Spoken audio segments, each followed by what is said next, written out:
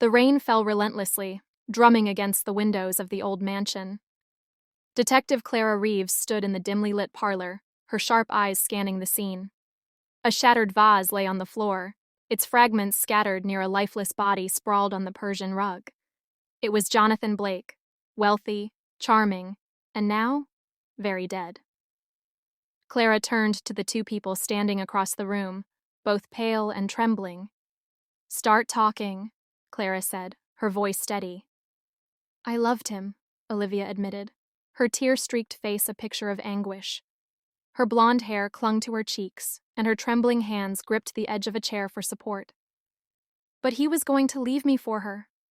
She pointed to the other woman, Serena, who stood stiffly, her dark eyes filled with defiance.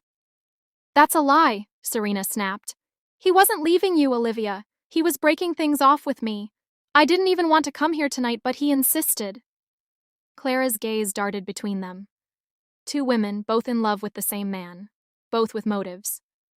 "So, let me get this straight," Clara said, stepping closer. "You both knew about each other?" "Not until recently," Olivia admitted, her voice barely a whisper. "Jonathan, he wasn't honest with either of us." "That's putting it lightly," Serena said, folding her arms. "He played us both, and now he's dead. Convenient, isn't it?" Clara raised an eyebrow. "Convenient for whom?" The room fell silent, the tension thick enough to cut with a knife. "Where were you when it happened?" Clara asked, her tone sharp. "I was in the garden," Olivia said quickly. "I needed air after the argument." "Argument?" Clara repeated. "Jonathan and I fought," Olivia admitted. "He told me he was done with me, that I was too clingy. I told him he couldn't just throw me away like that." Clara turned to Serena. "And you?" "I was upstairs," Serena said. "Jonathan asked me to wait while he talked to Olivia. I heard them yelling, but I didn't come down until—" She hesitated, her voice breaking. "Until I heard the crash." Clara frowned. "So you both had reasons to be angry with him. And you both were conveniently out of sight when he died." "I didn't kill him," Olivia cried.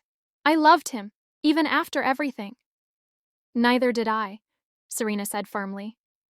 "Whatever you think of me, Detective, I'm not a murderer." Clara crouched beside the body, examining the shards of the vase. Something didn't add up.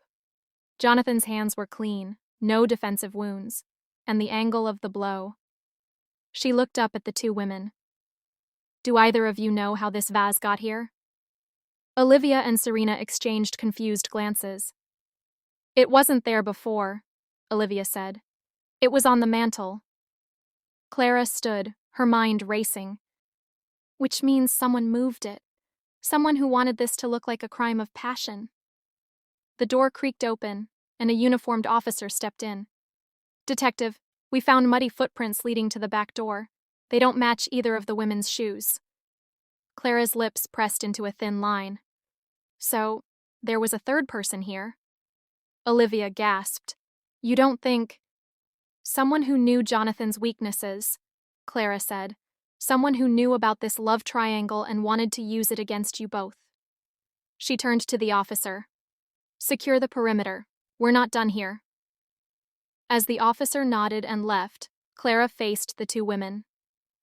"I believe you didn't kill him, but someone wanted to make sure you looked guilty, and I intend to find out who." The rain outside grew heavier, masking the secrets that still lingered in the shadows.